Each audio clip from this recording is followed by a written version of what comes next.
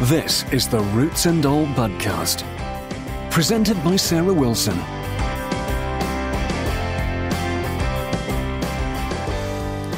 Hello and welcome to this week's Budcast. Thank you for joining me. This week I'm going to be talking about those jobs you should be doing or are thinking about doing now. It's been a lovely sunny week in Sussex, but it does feel a little bit like the last gasp of summer before the weather really turns. Because the weather's been good this summer, I'm subconsciously pushing against the summer ending, and I'm pretending to myself that winter can't really be coming. And I'm also a bit lazy and slapdash, so I haven't cleared my greenhouse and shed out yet, ready to accommodate the bulbs and tender perennials that will soon need to go in it. You may have already experienced cold temperatures where you are. Here in the southeast, we've experienced temperatures down to about 5 degrees overnight, which has been far too cold for my houseplants, some of which, of course, are still outside. Most are fine, but I did notice some brown leaves on a couple of plants. There are plants that I grew from seed that I collected in Thailand, and I've got absolutely no idea what they're going to be. The cold did finish off the bigger leaves, but thankfully the new growth seems unaffected. So just a quick word about bringing plants home from abroad to the UK. It's okay to bring most seeds back, but not plant material. And that's because plant material may harbour pests or diseases. And I pinched the seeds I brought home from a plant that was growing in the grounds of the hotel where we were staying. But as a general rule of thumb, you shouldn't be pinching bits of plants out of the wild. And when we were in Thailand, we were lucky enough to be taken through the jungle by a guide who lived and worked with his family in that area, and he was very keen to stress that the Thai people where he lives have historically seen the jungle as a closed system, so things begin and end their lives there, and he was very much against anything being taken away, even a fallen leaf or a piece of rock. So that was me deterred from taking seeds from the jungle. Anyway, enough of my plant thievery. Back to the tender plants. Now is definitely the time to bring in any of your house plants that you've still got outside, like your cacti and your succulents. I've still got my Crassula ovata or money plant outside, so get those in now. Be prepared to lift your dahlias once they've been subjected to a frost. You'll know when they're ready because the foliage will just collapse into mush. I'd get things like your tender salvias lifted and indoors. And if there's anything in your summer containers that you want to save, now is probably the time to start getting them under glass. If you're bringing your houseplants back indoors, be particularly vigilant for pests because the increase in warmth they're exposed to could lead to a sudden growth explosion of things like mealybug. So do watch out for those. And the other thing to watch with your houseplants is that when you put your heating on, if you haven't done it already, you'll probably find out that they'll start drying out more quickly, again due to the rise in temperature in your house. And for that reason, you should probably increase the frequency with which you're misting them. And this should help deter some of the pests that might be lurking in wait on your plants. So last week I had the immense pleasure of visiting Jackie Curry, who's the owner of the National Collection of Alliums.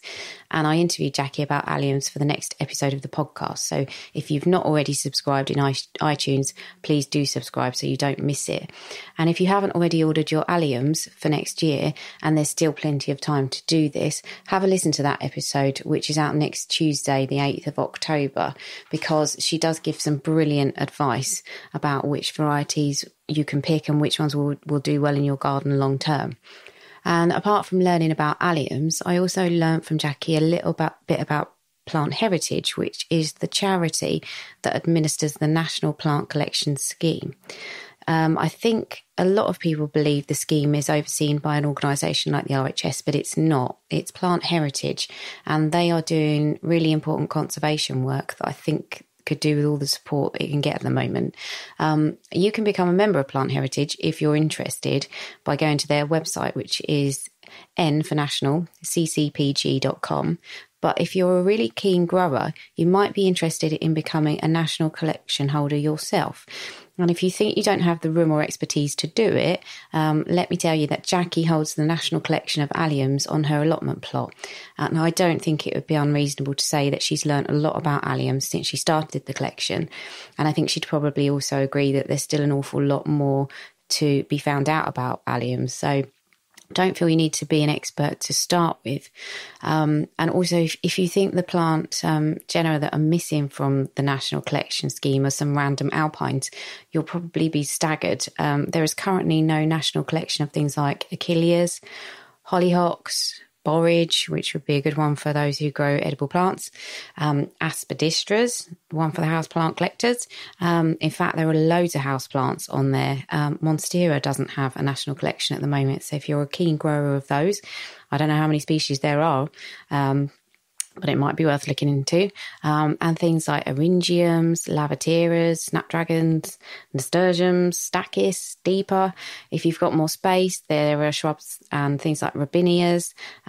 There's other perennials like the lictrums. The list is huge. So if you are interested in that, do go on the website and have a look around, because plant heritage and conservation is a really important thing. And if it's something you might be interested in, that would be a really good place to start.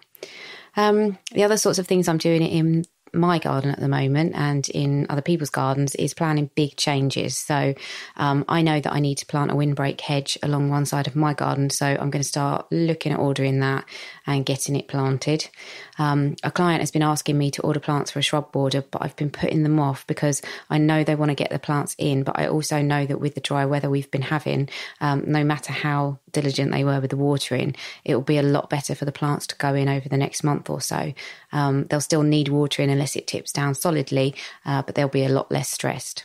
And people often think that spring is the time to make big changes in a garden, but I have some groundwork to do and some new ground that needs cultivating. So I'll be drawing up some plans in the next week or so, then organising the machinery to come along and dig what needs digging before the ground gets too wet. Because when you're dealing with clay soil, like I am here in Sussex, you get about 2 weeks in autumn and then another 2 weeks in spring when the ground is good enough to work and it isn't either rock solid and dry or a sticky, heavy mess.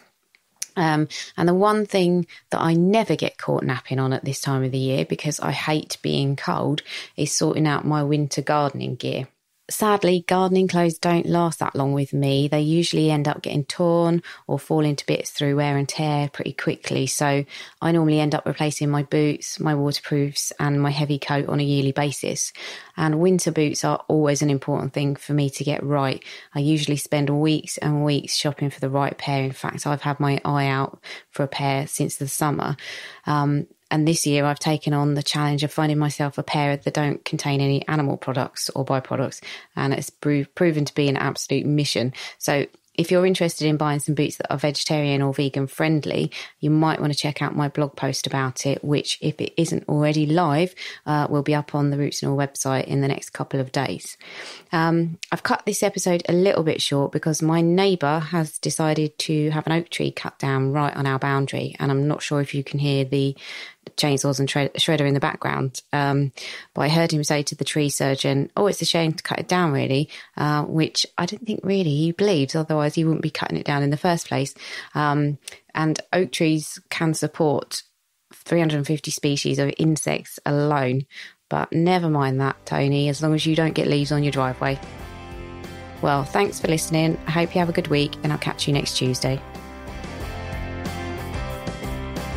For more information, visit the Roots and All website at rootsandall.co.uk. To download more episodes, visit iTunes, your favourite podcast provider, or get them direct from our website.